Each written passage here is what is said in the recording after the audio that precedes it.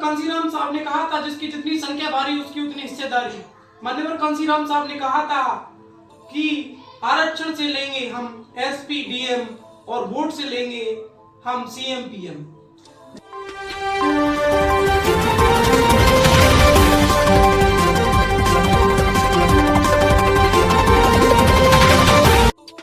नमस्कार, मैं हूं आपका दोस्त रानू और आज हम हैं शिवपुरी जिले की पोहरी विधानसभा में। और जैसे कि आपको पता है कि हमारी टीम जो है वो सभी विधानसभाओं में जाकर चुनावी सर्वे जो है वो कर रही है। इसी बीच आज हम पहुंचे हैं शिवपुरी जिले की पोहरी विधानसभा में, जहां पर बीएसपी के संभावित प्रत्याशी इंजीनियर गुरराज दुलारा को माना जा रहा है। इस क्षेत्र में इनका नाम बीएसपी के प्रत्याशी के रूप में उभर कर काफ़ी जोरों से सामने आ रहा है। तो आज वो हमारे साथ हैं, तो आज हम उनसे जानेंगे पोहरी विधानसभा के हालातों के बारे में। सबसे पहले गिरिराज जी, आपको बहुत बहुत स्वागत है हमारे साथ। बहुत बहुत धन्यवाद रानू जी।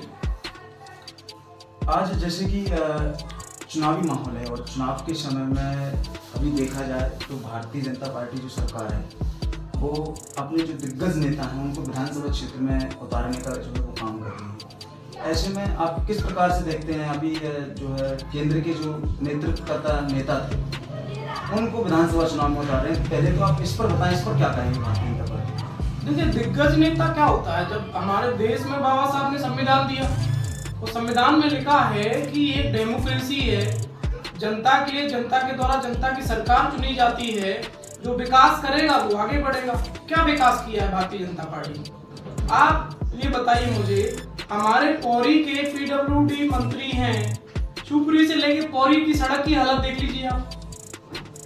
सड़क आप बना नहीं पाए और आप केंद्रीय नेतृत्व की बात कर रहे हैं। अरे आप केंद्रीय नेतृत्व उतार लीजिए, आप सीएम डीएम सब उतार लीजिए।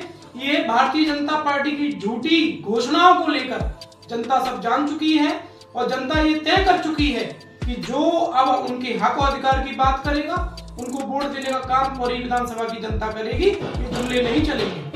नहीं, ऐसे में अभी जो आपकी पोहरी विधानसभा से जुड़ी हुई एक और विधानसभा है जैसे शिवपुरी, यहाँ से यशोधरा राजे जो विधायक थी, अभी भी हैं वर्तमान में, उन्होंने औपचारिक रूप से चुनाव न लड़ने की घोषणा कर दी है सार्वजनिक मंच से। तो ऐसे में ऐसी अटकलें लगाई जा रही है कि ज्योतिरादित्य सिंधिया जो है वो शिवपुरी विधानसभा से चुनाव लड़ सकते हैं।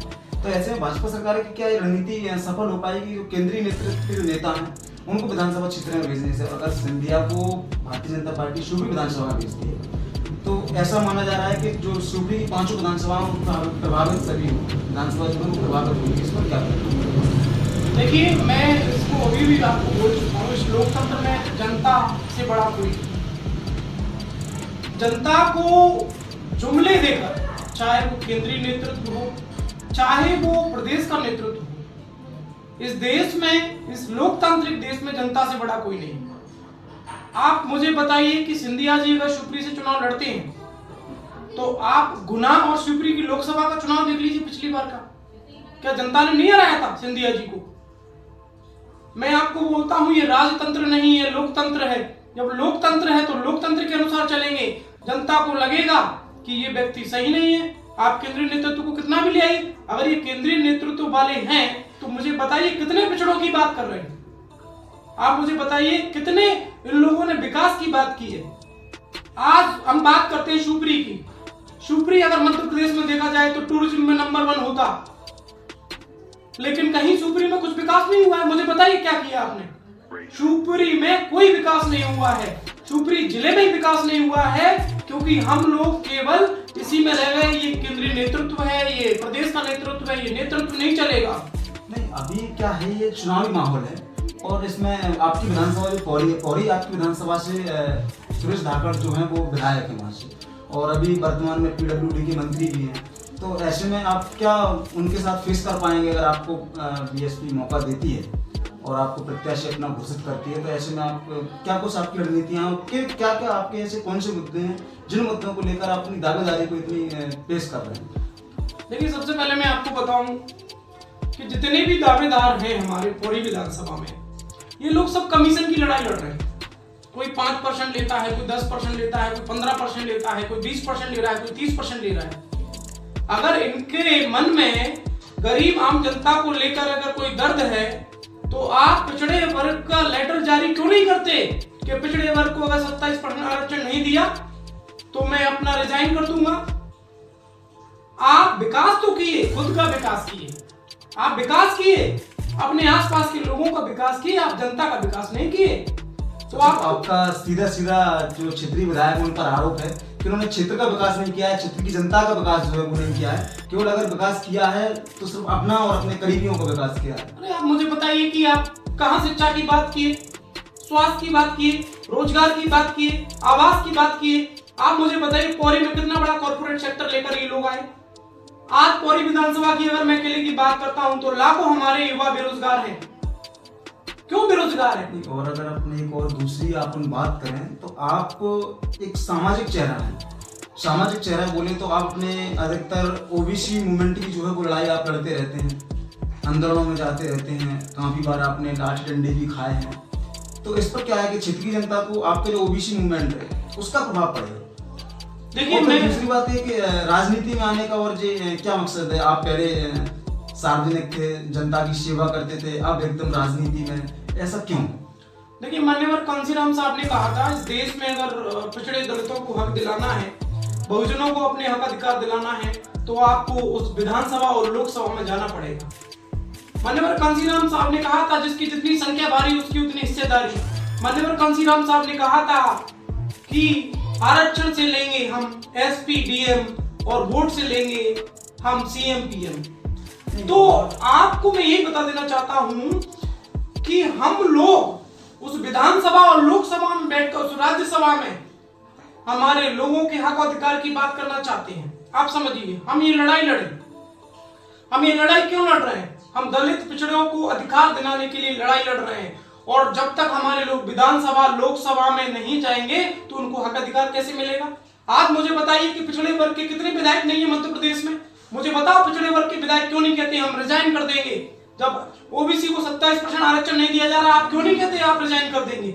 और जितने भी पौरी विधानसभा के दावेदार हैं, चाहे वो अभी के हैं या पूर्व के हैं, वो पिछड़े वर्ग की बात क्यों नहीं करते हैं? बहुजन एकता मिशन की बात क्यों नहीं करते हैं? जिस विधानसभा में 95% वोट है एससी एसटी ओबीसी का है, उसको वोट को लेने का काम आप लोग करते हो, लेकिन उसके विकास की बात नहीं करते, उसके हक अधिकार की बात नहीं करते हो। नहीं, आप पोहरी से अपनी दावेदारी पेश कर रहे हैं और पोहरी में पिछले भी कई चुनाव में ऐसा देखा जा चुका है और ऐसा कहा भी जाता है पोहरी का जो चुनाव जो होता है वो केवल जाति के समीकरणों पर होता है। तो इस पर क्या प्रभाव पड़ेगा? आप जो है ओबीसी मूवमेंट की बात को लेकर अपनी दावेदारी पेश कर रहे हैं और पोहरी में जो चुनाव होता है वो जाति के समीकरणों के आधार पर होता है। तो इस पर आप क्या कहेंगे? देखिए education is the most powerful weapon which can change the world. शिक्षा ही एक ऐसा हथियार है जिससे आप दुनिया को बदल सकते हो। जातिवाद तब तक है जब तक आपके अंदर शिक्षा नहीं है। जिस दिन आपके अंदर शिक्षा आ जाएगी आप जातिवाद की बात नहीं करोगे, आप बात करोगे हक और अधिकार की, आप बात करोगे लोगों के राइट्स की, आप बात करोगे शिक्षा की, आप बात करोगे रोजगार की। ये लोग कहाँ रोजगार की बात करते हैं? नहीं, और ऐसा भी कहा जाता है कि जो आपकी पोहरी विधानसभा है, पोहरी विधानसभा में पहले जो आज में वर्तमान में कांग्रेस में अभी कैलाश कुशवाहा जी गए हैं, पहले बीएसपी से वो चुनाव लड़ते थे, अभी वो कांग्रेस में चले गए हैं। अब कांग्रेस जो है उन पर दावेदारी जता रही है अपनी, और वो अपनी भी दावेदारी पेश कर रहे हैं कि मैं कांग्रेस से प्रत्याशी बनूंगा, एक भावी प्रत्याशी के रूप में उनका नाम भी सामने आ रहा है। तो ऐसे में अगर कैलाश कुशवाहा को टिकट मिलता है तो क्या कुछ समीकरण आपके बैठते हैं? देखिए अकॉर्डिंग टू कॉन्स्टिट्यूशन सबको अपना राइट है कि उसको किससे चुनाव लड़ना है किससे नहीं लड़ना है।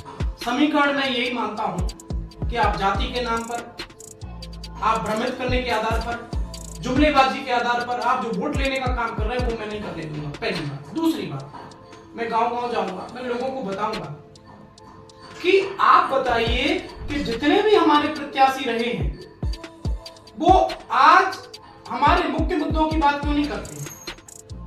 क्यों? उसका कारण है इनको डर है।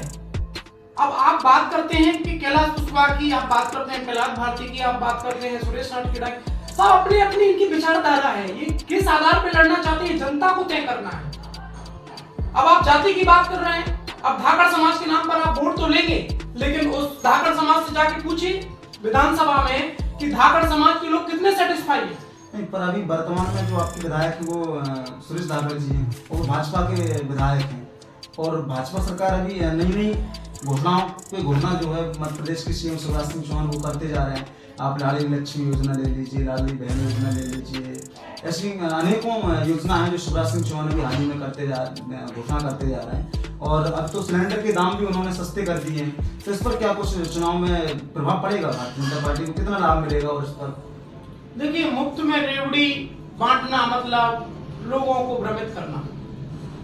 मुफ्त में रेवड़ी बांटकर ये स्कूल बंद करना चाहते हैं, आपके कॉलेज बंद करना चाहते हैं, विश्वविद्यालय बंद करना चाहते हैं और आपके हाथ से इस कलम को छीनना चाहते हैं। इनको डर उसका नहीं है। आप मुफ्त में 1000 रुपए में किसी का घर चलेगा क्या?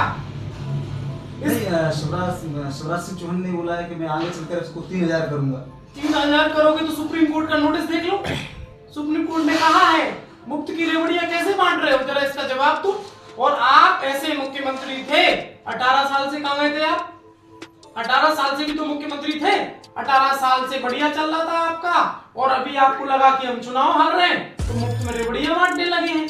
आज आपको लाडली बहना, लाडला ये, लाडला भैया भी तो है, उसको भी तो कुछ दो भाई। इतना बेरोजगार तुम्हारा भांजा घूम रहा है, ये बेरोजगार भांजे की बात क्यों नहीं करते? लाखों करोड़ों बेरोजगार इस मध्य प्रदेश में हैं, उसकी बात शिवराज सिंह चौहान क्यों नहीं करते हैं? बताइए मुझे। ये केवल और केवल जुमलेबाजी है। ये जुमलेबाजी नहीं चलेगी। हमारे बहुजनों को जाकर घर घर जाकर बताएंगे कि आपके साथ अन्याय अत्याचार कर रहे हैं, आपको भ्रमित कर 1000-1500 में खरीदना चाहते हैं। और हमारे बाबा साहब ने, डॉक्टर बाबा साहब ने कहा था 1 person equal to 1 vote value. तो आप जो है बीएसपी से अगर प्रत्याशी चुने जाते हैं तो आपका केवल मूवमेंट एक ही रहेगा कि आप शिक्षा और स्वास्थ्य के ऊपर जो है वो चुनाव को लड़ेंगे। क्योंकि क्षेत्र में जो आपने अभी हमने जो चर्चा की उस चर्चा में ये सामने निकल कर आया कि आपने अधिकतर जो निशाना साधे हैं वो शिक्षा के, स्वास्थ्य के ऊपर, एजुकेशन के ऊपर। ये 2-4 मुद्दे हैं जिनके ऊपर आपने निशाना साधा है भारतीय जनता पार्टी की। तो क्या आपके यही मुद्दे रहेंगे पूरे? हमारे मुद्दे यही हैं। आप शिक्षा की बात करो, स्वास्थ्य की बात करो, रोजगार की बात करो, आवास की बात करो, कमीशन की बात मत करो। आप मुझे बताइए, पीडब्ल्यूडी से आप कमीशन ले रहे हैं, आरईएस से आप कमीशन ले रहे हैं, आप रोड से कमीशन ले रहे हैं। आप कहां से कमीशन नहीं ले रहे हैं? आप अपनी संपत्ति का जरा ब्यौरा देखिए, आप कहां से कहां आ गए, कहां से आया ये सब? ये आप समझिए, इस देश में नहीं, इस प्रदेश छोड़िए, मेरी विधानसभा की जिसकी मैं बात कर रहा हूं, इस विधानसभा में हमारी मूलभूत आवश्यकता ये है कि उस बेटी को 1000 नहीं रोजगार दो। उस बेटी को आप न्याय दो। जिस बेटी को ले जाकर उसके साथ रेप किया जाता है, उस बेटी का बलात्कार किया जाता है, उस बेटी को न्याय दो। आप 1000 रुपए देकर जो है उनको भ्रमित मत करिए। आप उनको राइट दीजिए, इक्वल राइट दीजिए। और किसी भी समाज, किसी भी वर्ग को आप किस प्रकार आंकेंगे, इसके लिए आपको ये जानना पड़ेगा कि उस समाज की कितनी महिलाएं आगे बढ़ी, उस समाज में कितना रोजगार मिला, उस समाज में कितने लोगों की नौकरी लगी। इस आधार पर उस समाज का आप वो कर सकते हैं।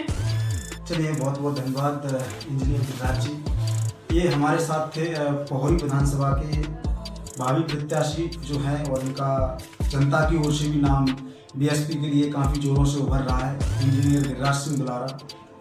बाकी की और खबरों के लिए आप देखते रहिए शिवपुरी न्यूज़ 24। अभी तक के लिए जय हिंद, नमस्कार।